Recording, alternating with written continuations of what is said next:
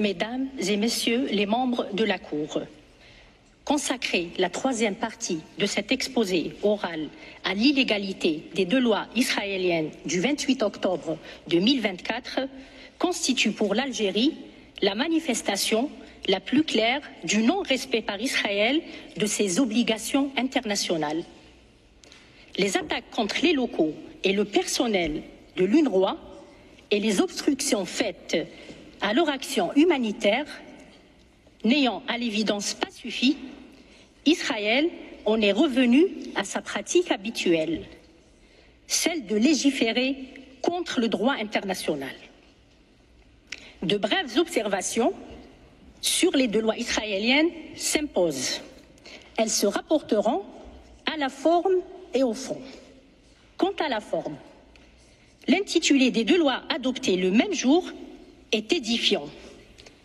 Il porte en lui-même leur caractère illégal. Je rappelle que la première a pour intitulé, je cite, « Cessation des activités de l'UNRWA ». Fin de citation.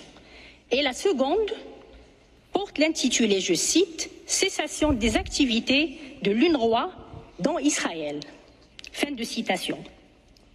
Ces intitulés, pris dans leurs lettres et leur esprit, renseignent à première vue sur l'intention d'Israël de mettre fin à la présence et aux activités de l'agence établie par l'Assemblée générale des Nations unies et d'élargir son application dans le territoire palestinien occupé. L'autre fait qui interpelle est l'intitulé de la seconde loi, qui confirme l'obsession d'Israël d'occuper, voire d'annexer, Jérusalem-Est, faisant fi de sa condamnation dans les avis consultatifs de 2004 et 2024, ainsi que dans les résolutions du Conseil de sécurité et de l'Assemblée générale. L'entrée en vigueur des deux lois, le 30 janvier 2025, démontre que l'urgence est là pour Israël, non celle découlant de l'obligation de faire cesser la détresse du peuple palestinien, aggravée par des mois de privation de ses besoins les plus élémentaires, mais pour achever l'entreprise engagée depuis la dernière opération militaire de mettre fin à la présence et aux activités de l'agence, principale organisation mise sur pied par l'ONU au lendemain de la Nakba, pour assister les réfugiés palestiniens privés de leurs terres, biens et droits les plus élémentaires, dont leur droit au retour et à l'édification d'un État palestinien. Quant au fond, le premier élément qui renseigne sur la non-conformité des deux lois aux obligations d'Israël du point de vue de l'Algérie est le fait de faire primer les mesures prises par un acte unilatéral sur des obligations internationales librement consenties. Mesures contenues dans respectivement l'article 1er qui prononce la fin de l'échange de lettres de 67, l'article 2 qui interdit à toutes les autorités israéliennes tout contact avec l'agence et l'article 3 qui prévoit que cette loi n'exclut pas les poursuites pénales contre les employés de l'Office. Je passerai au second point de cette troisième partie, conséquences juridiques de la mise en œuvre des deux lois dans le territoire palestinien occupé. Il s'agit d'envisager cette application dans les trois parties qui constituent le territoire palestinien occupé, ce qui permettra de mettre le point sur le non-respect par Israël, membre des Nations unies et puissance occupante de ses obligations.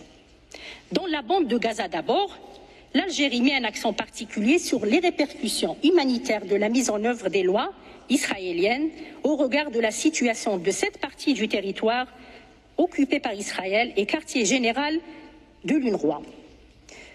Sans trop tarder, on peut aisément mesurer les effets de l'interdiction de l'UNRWA, privation de la population gazaoui de toute aide concernant les produits de première nécessité et des services de base. À Jérusalem-Est, en date du 8 avril courant, selon le rapport de l'UNRWA, des fonctionnaires israéliens de l'éducation de la municipalité de Jérusalem, accompagnés de forces israéliennes, sont entrés en force dans 6 écoles de l'agence, munies d'ordres de fermeture, qui prendront effet dans les 30 jours suivants, soit le 8 mai prochain. Cette fermeture, qui entraînera la privation de la scolarisation de 800 élèves, constitue pour Israël une violation de ses obligations de respecter l'inviolabilité des locaux des organisations internationales. En Cisjordanie, l'effet des lois touchera principalement l'interdiction qui vont mettre à mort le droit à l'éducation et le droit à la santé. Pour l'Algérie, les 2 lois israéliennes, qui sont ipso facto frappées de nullité, ne pourraient mettre fin de manière unilatérale aux obligations d'Israël, telles qu'elles résultent de l'échange de lettres de 1967. Dans la note verbale datée du 8 janvier 2025, adressée par le secrétaire général des Nations Unies, je cite, « Israël demeure tenu d'accorder à l'UNRWA tous les privilèges, immunités et facilités prévus par la présente Convention générale et confirmés dans l'échange de lettres tant que l'UNRWA opère dans le territoire palestinien occupé, y compris Jérusalem-Est. » La 4e partie de cet exposé va étaler brièvement les violations par Israël de ses obligations et la mise en œuvre de sa responsabilité internationale. Les violations peuvent être regroupées en 3 catégories. D'abord, des violations de l'obligation de fournir les articles de première nécessité et des services de base. L'Algérie tient à rappeler les différentes violations israéliennes, dont la décision du 2 mars de l'année en cours, et alors que le cessez-le-feu est en vigueur, de suspendre toute entrée de marchandises et d'approvisionnement dans la bande de Gaza, privée à cet effet de nourriture, d'eau potable, d'abris et de soins médicaux. Ensuite, les violations de l'obligation de fournir l'aide humanitaire et l'aide au développement. À cause des restrictions imposées par Israël déjà citées, ayant entraîné une baisse spectaculaire de l'aide humanitaire, à travers plusieurs résolutions, notamment la résolution 2730 de 2024, le Conseil de sécurité a mis l'accent sur les violations dites. Concernant l'aide au développement maintenant, il va sans dire pour l'Algérie que les entraves israéliennes à la fourniture des articles de première nécessité et à l'acheminement de l'aide humanitaire ont très gravement contribué à la détérioration de la situation sociale et économique déjà précaire du peuple palestinien. La déclaration de l'administrateur du PNUD résume l'appauvrissement de la population palestinienne. Je cite, « Les projections de cette nouvelle évaluation confirment qu'au milieu des souffrances immédiates et des horribles pertes en vies humaines, une grave crise de développement est en train de se produire. Une crise qui compromet l'avenir des Palestiniens pour des générations à venir. » Fin de citation. L'Algérie n'ajoutera pas plus. Le dernier point, enfin, c'est les violations du droit du peuple palestinien à l'autodétermination, un droit bien étalé par les différents propos.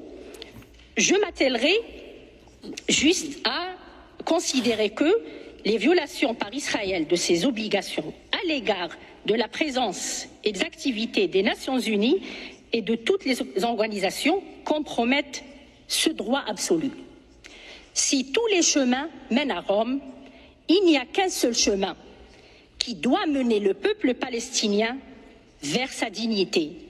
C'est celui de son droit à l'autodétermination. 4e sous-point, c'est le fait d'engager la responsabilité internationale d'Israël du fait de ces violations.